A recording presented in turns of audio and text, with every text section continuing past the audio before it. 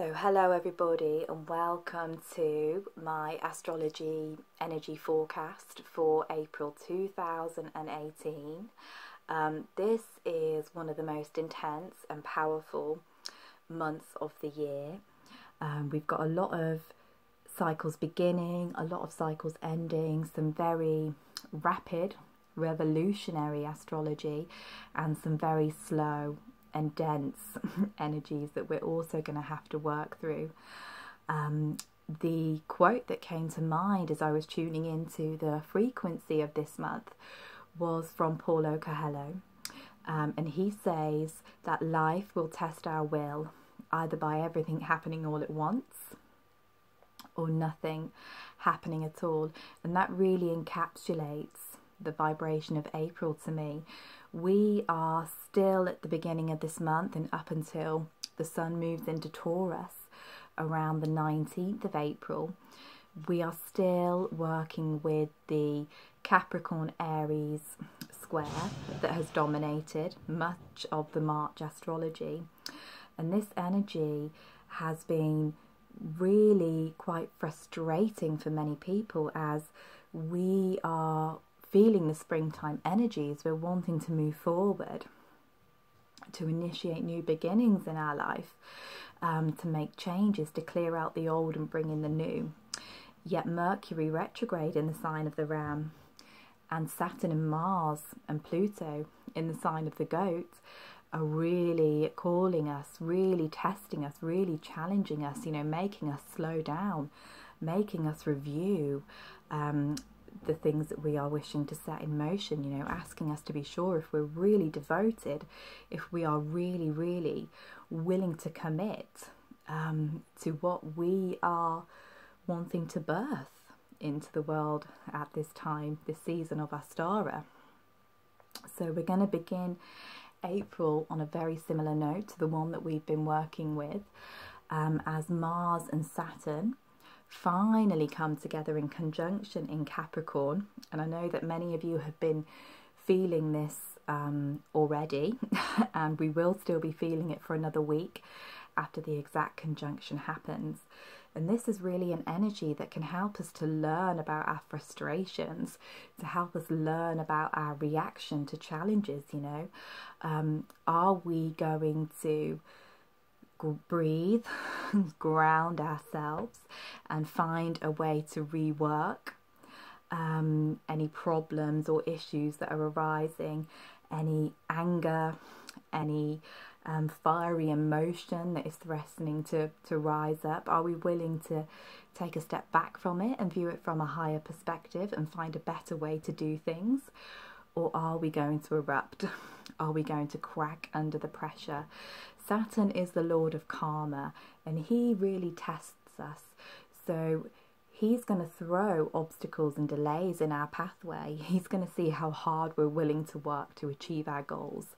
And for some of us, this could be really manifesting as a sense of being overwhelmed, overburdened, with responsibility and with tasks to do. So for this first few days of the month, and particularly as Mercury comes up to make his second square to Saturn and also squares Mars on the 4th and 5th of April, how are we going to master our monkey mind? How are we going to master our thoughts and focus our energy in order to attain our goals and create more peace at a time that is potentially explosive? We're still dealing with these energies of conflict, of self versus other, of how we are communicating with ourselves and how we are communicating with our loved ones. So the more we look at these energies as a cosmic test, as a opportunity to reconfigure and rework that Mercury is giving to us at this time as he takes us into the underworld, the more benefit we will receive when Mercury stations direct later this month and when he makes his final square to Saturn during his journey through Aries on the 25th. And we'll be able to see just how far we've come. But for now, this is a time of learning how to create peace amongst frustration, amongst delays, amongst obstacles.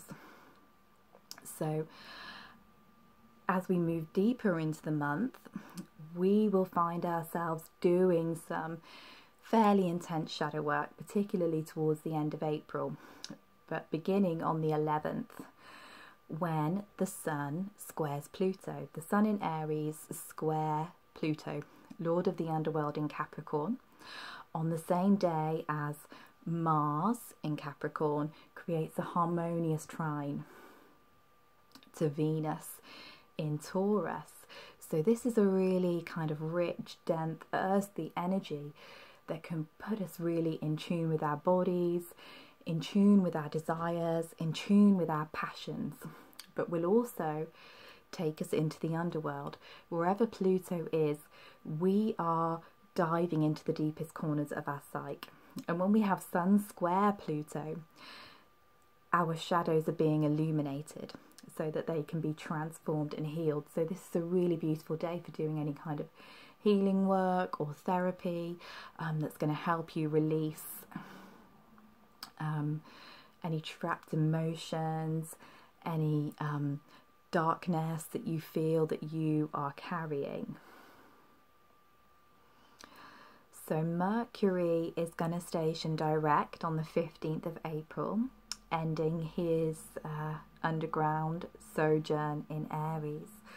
So when Mercury stations direct, often the veil of fog is lifted, and the challenges, the complications, the issues and the negative thought patterns that we have been dealing with are suddenly able to be moved through, and we can see clearly the lessons that the trickster god has been trying to teach us with his tests and delays over the past couple of weeks.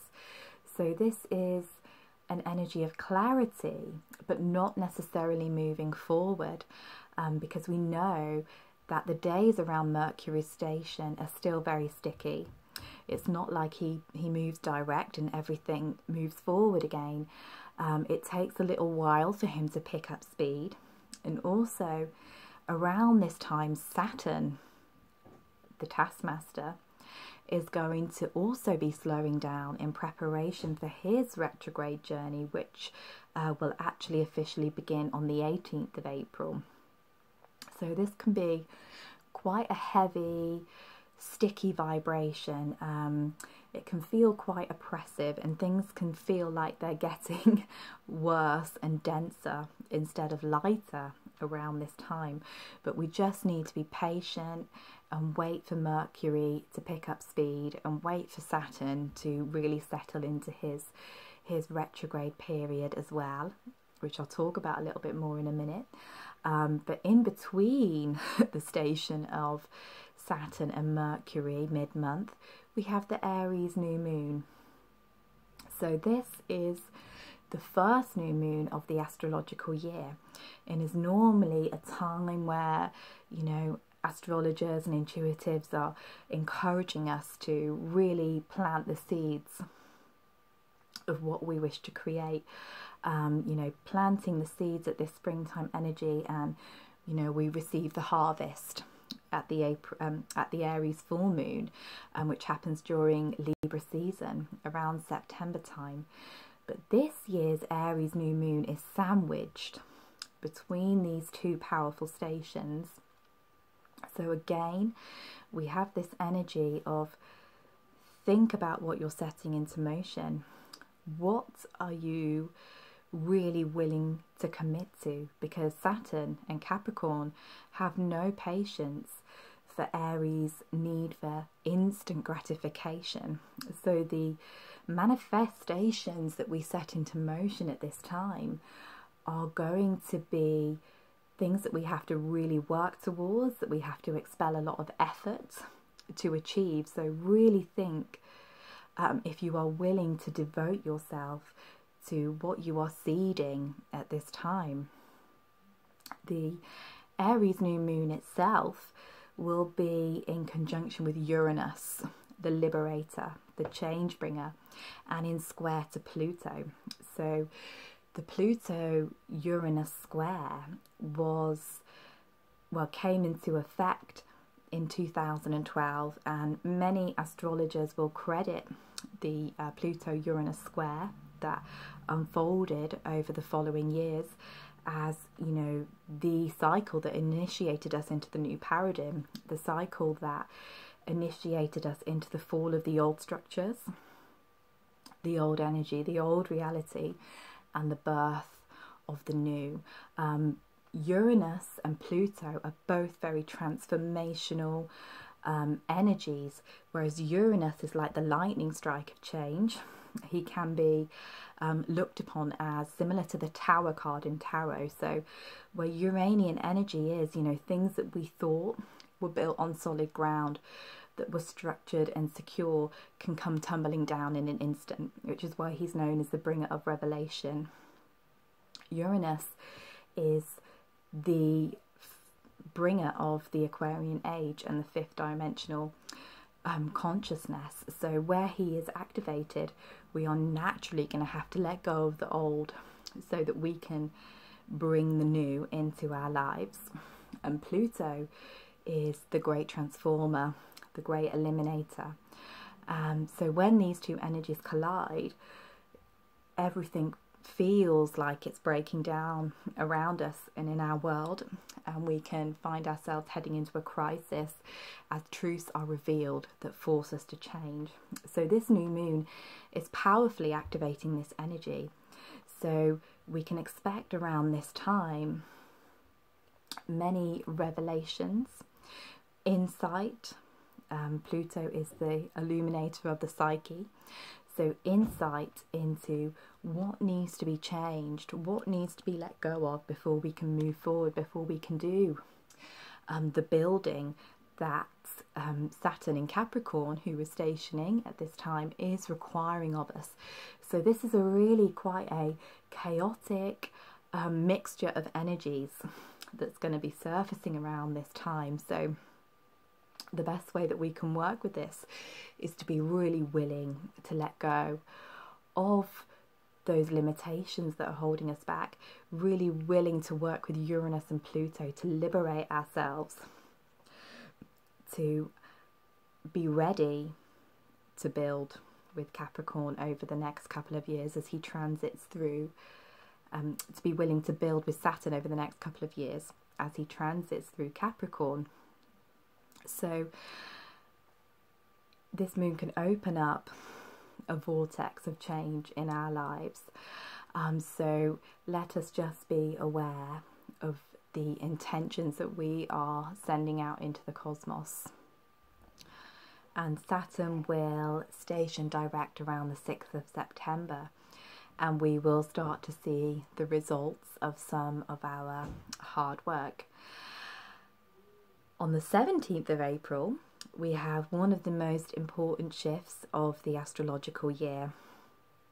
Chiron, the shaman, the healer, the wounded healer of our cosmos, is going to cross the Pisces Aries axis. He's going to leave the final sign of the zodiac and move into the first. This is a once in a 51 year occurrence.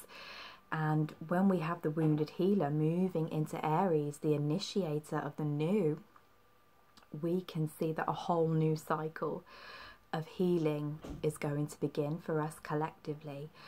Chiron's been in Pisces for around 7 years.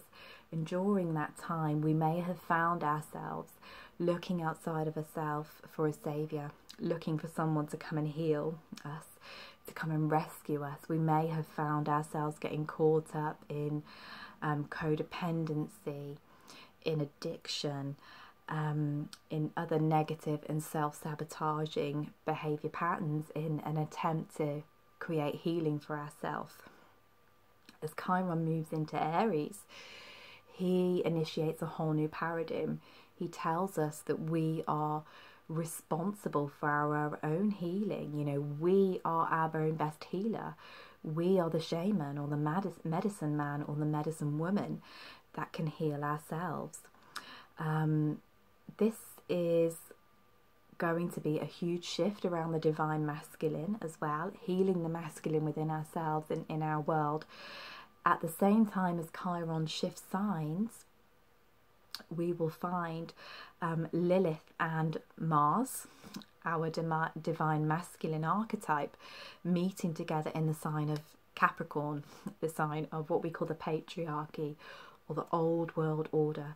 So we can see that Chiron in Aries for the next 7-year cycle is going to be asking us to really bring the divine feminine and masculine into balance in our world, healing the wounds that we have perpetrated against each other over the years, and really calling us to take responsibility, to take action. There can be no wallowing in our self-pity.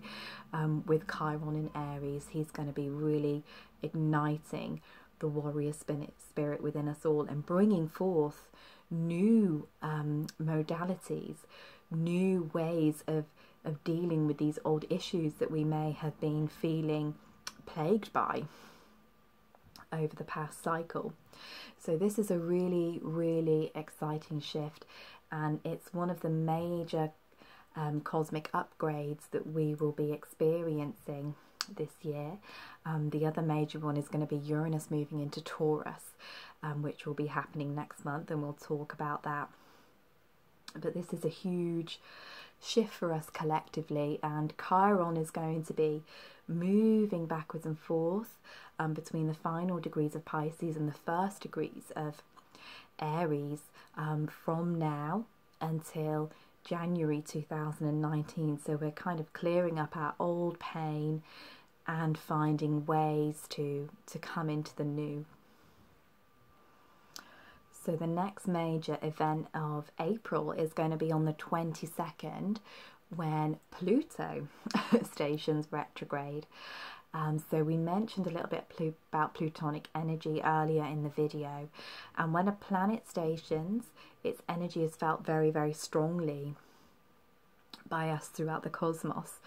So Pluto stationing retrograde gives us a real opportunity to reevaluate where we are in our deep soul healing cycle. And we know that he is linking in with Jupiter in Scorpio as well.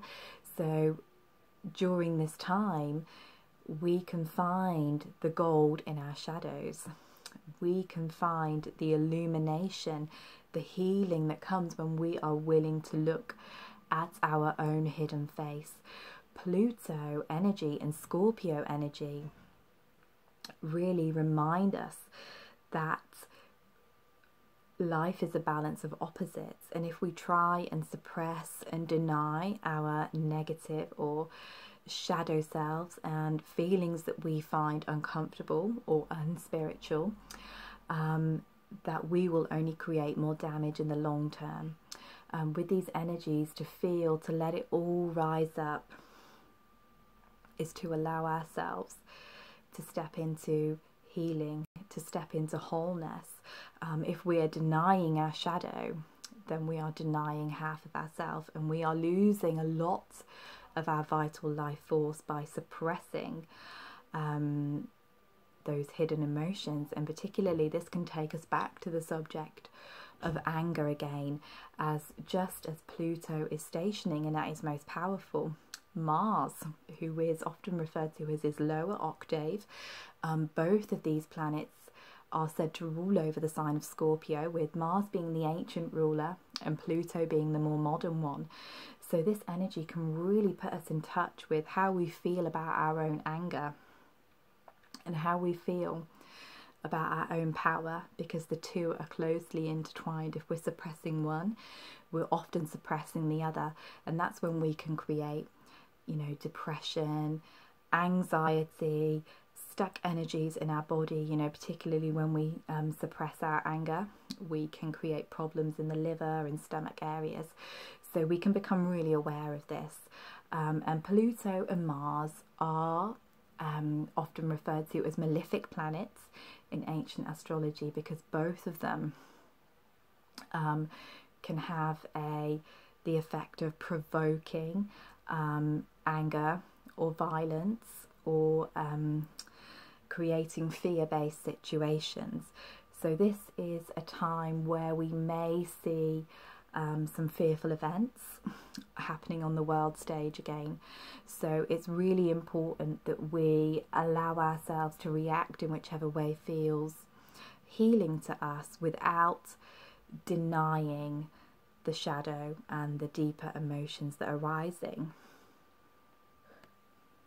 So around this time, we're now going to have a plethora of planets in Earth signs. We're going to have the Sun, who will join Venus in Taurus on the 19th. And we've got Black Moon Lilith, we've got Mars, we've got Saturn, and we've got Pluto, all in Capricorn. So this energy can really help us to kind of soothe our frazzled nerves, to come back into our bodies. This is the time of year as we approach Beltane, the Celtic festival of fertility and sexuality here in the Northern Hemisphere. In the Southern Hemisphere, you're going to be moving towards Samhain or Halloween, the time of transformation, of release, of death, of letting go and death, which is very appropriate with the Mars and Pluto energies. So the way that we can really help ourselves is to come back into our physical reality, to really notice the joy and the pleasure of how it feels to be alive, you know, here on the earth. Particularly here in the UK, you know, everything is blooming and blossoming around this time, and we can really take in the essence of life. Taurus is all about indulging the senses, being in the physicality, in the physical realm, you know, beautiful fabrics, good food, good wine, making love, being out in nature, are all ruled by Taurus. And this connection to the earth, connection to nature, and connection to the body can really help us deal with the intensity that is likely to be arising both within us and in the outer world on the global stage as we come towards the end of the month. On the 24th, Venus, the love goddess, is actually going to exit Taurus, which is her sign of exhalation. She loves it there, and she's going to head into Gemini. And this is going to be a real breath of fresh air for many of us because the heavy earth energy can create quite a stagnant, slow vibration. So Venus in Gemini is going to give us the perspective to look at our issues in fresh, clear and new ways. Venus in Gemini is the love goddess in her most witty, eloquent form. So creative writing, singing, speaking can all be enhanced by her beautiful presence at this time. So we're going to come and end the month on a full moon in Scorpio. So we're back into the shadows, back into that Scorpio vibration of alchemy, of transformation, of release. So this is a really deeply healing moon. I always feel the Scorpio new moon. It's magical, it's mysterious, and it calls us to really look at the Scorpio Taurus polarity that we'll be working with. Really calls us to look at our body, really takes us into deep sexual healing and transformation, really helps us to let go of any stuck or stagnant emotions that we have been holding on to throughout the year. It's a new moon, it's a full moon of deep release, of shedding, of letting go.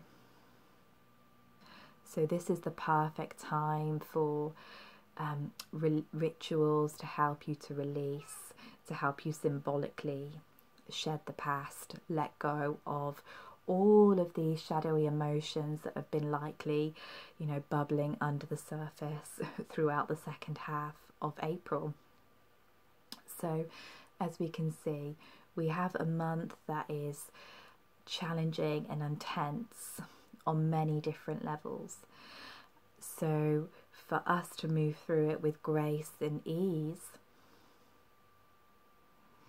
it's really important to have faith in the process, to trust what's unfolding in these energies that seem to be so restrictive and moving so slowly, much slower than some of us would like, particularly us Aries. So it's really important to trust and to know that the rewards will come. This is always a time of year where we are cosmically asked to put the work in, and we are there working away diligently without really knowing if our offerings are going to come to fruition. It requires trust in ourselves, trust in the process, and trust in the divine. We are all collectively over the next few months, with the shifts of Chiron and Uranus, going through an upgrade process. So even if it really does feel like nothing's happening, you really will start to see the results as the year unfolds. This could be a time for many of us when we are asked to let go of things that we desperately want to cling on to. Taurus energy is well known for not wanting to let go, for being quite bullish and wanting to hold on to its possessions and the things and people that it loves.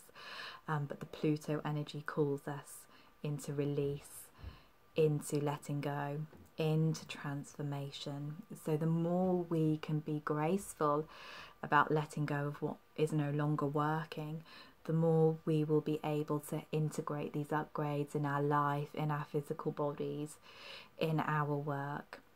And as I mentioned earlier, you know, when we do feel frazzled by these revolutionary energies that we're dealing with, the best way to work with it is to go out into nature, to ground, to come back into our senses. The strong Taurus vibration and the opposite Scorpio polarity will be really asking us to transform our feelings about ourselves. Taurus is about how we love ourselves and how we value ourselves and how we value our resources. So there may need to be some reworking going on there, especially for the healers and service workers amongst us, as Chiron does make that shift into Aries, and we do have to call back our power. We may have to go within, check in with ourselves, and really ask ourselves if we are receiving adequate compensation for the energy and time that we are offering. We are really moving out of that cycle of the poverty-stricken healer, as I said in my previous video. So working on self-love, learning how to honour yourself will really help you to move through these energies with a little bit more ease and a little bit more flow. So that is your energy report for April 2018, and thank you so much for taking the time to listen to this and to connect with me. For those who don't know me, I'm going to share the links for my Facebook page and group where I share my astrological insights down below, and sending you all so much love.